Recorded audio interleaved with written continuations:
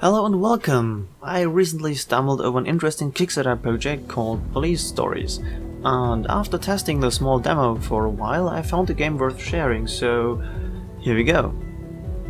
Police Stories is a top-down shooter. You're controlling John Rhimes, a cop, and are able to give orders to your partner Rick. Together you're clearing out gang hideouts and the like, storming rooms, saving hostages, and taking out or arresting the bad guys. Let's jump into the first mission. At the time of this video, the project has 24 days to go with more than $7,000 out of $25,000 pledged. According to the devs, Mighty Morgan, they worked on Police Stories for about a year, having the core mechanics finished. Yeah, that's clearly visible when playing the alpha. The money from the Kickstarter is supposed to cover the time till release later this year. Polishing, bug fixing, adding the remaining content, etc. They also promised a level editor for the future, something I find highly interesting. Additional funds will be used for more content like levels and game modes, but also features like destructible objects, for example. From the $30 pledge tier on, you'll be able to participate in a beta starting somewhere in summer. All footage you can see here in this video is material from the short demo they released. As you are already able to see during the past minutes, I'm slowly moving forward from room to room, most of the time checking them with my colleagues under the door camera first. If there's just a lonely civilian inside, you can just enter, secure the guy and move on. If there's one or even several enemies, it may be worth either throwing a flashbang or simply blowing up the door. Both ways will temporarily stun everyone in the room. While civilians, or rather hostages, are rather passive, not running away in panic or something as you might expect, armed opponents need to be dealt with immediately. You and your partner die pretty fast. While they are stunned, you can run to a bad guy and hit him in melee to arrest him. Alternatively, you can of course just shoot the dude. Enemy behavior may differ. Sometimes opponents also just surrender on their own, for example when stunned, overwhelmed, or after threatening them with a warning shot. You don't want to wait too long though for their reaction, as they shoot quite fast and unfortunately also very accurate. More advanced enemies like terrorists are supposed to be even more of a threat, more lethal than the guys you're dealing with here in the demo. Your partner, Rick, is a great help for these blowing up doors jobs, but can also cover corridors, for example. This may come in handy since enemies sometimes react to sounds in the environment and come looking. If you notice them too late, you're dead and the mission is over. Getting your partner killed in action doesn't end the mission, but you lose a lot of points. Taking out enemies, securing hostages, and gathering evidence, the bad guys' weapons, as well as the various packages lying around, gives you points. Killing civilians, or baddies who surrendered, or getting your partner killed is very bad for your point balance. Your score at the end of the mission results in a grade, and the next mission is only unlocked if you performed at least passable in the previous one. Equipment-wise, right now there are only breaching charges, flashbangs, and the under-the-door camera available, as we were able to observe so far. For the full game, more equipment is planned, giving you more tactical opportunities.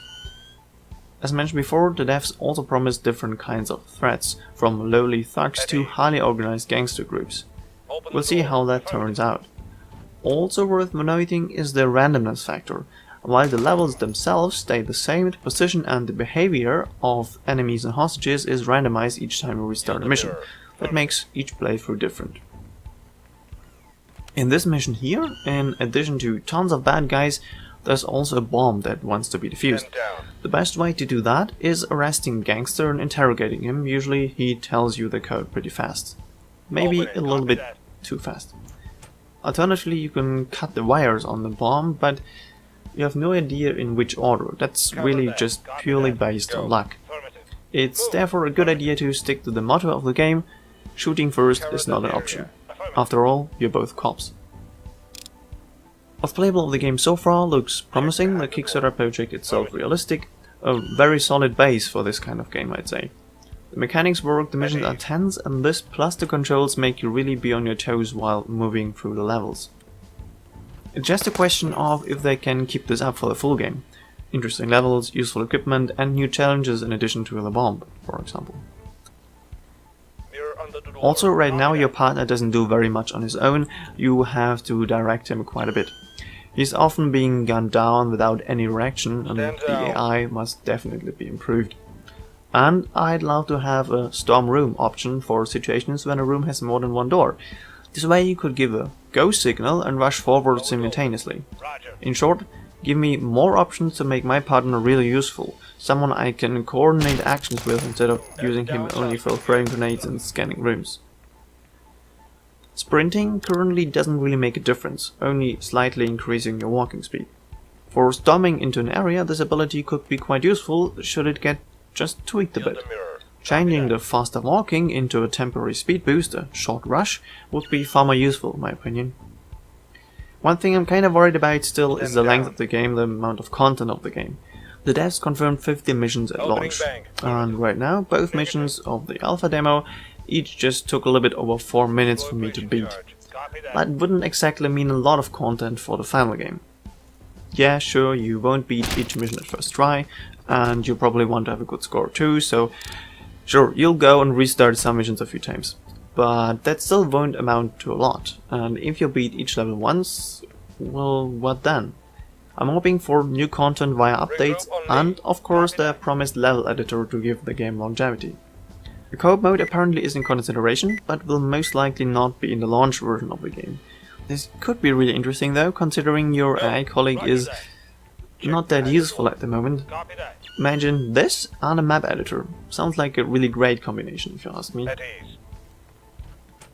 So, if you got interested by what you saw and heard here, head on over to their Kickstarter page, the link is in the description. There you'll not only find a few more info, but also a download button for the alpha demo of Police Stories, so you can take a look at it yourself. I'm very glad I found this project. Not only does it look quite interesting, this way I was also able to make one more video, filling the gap till the next one. And what I can already say is that the next video will feature a rather similar game in regards to the genre. Stay tuned. Thank you very much for watching. I hope to see you again next time. Deploy flashbang. Affirmative. Target spotted. We have a suspect down.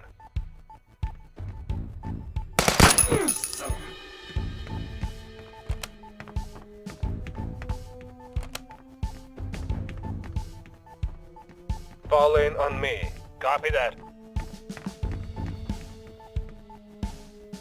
Deploy C4. Negative.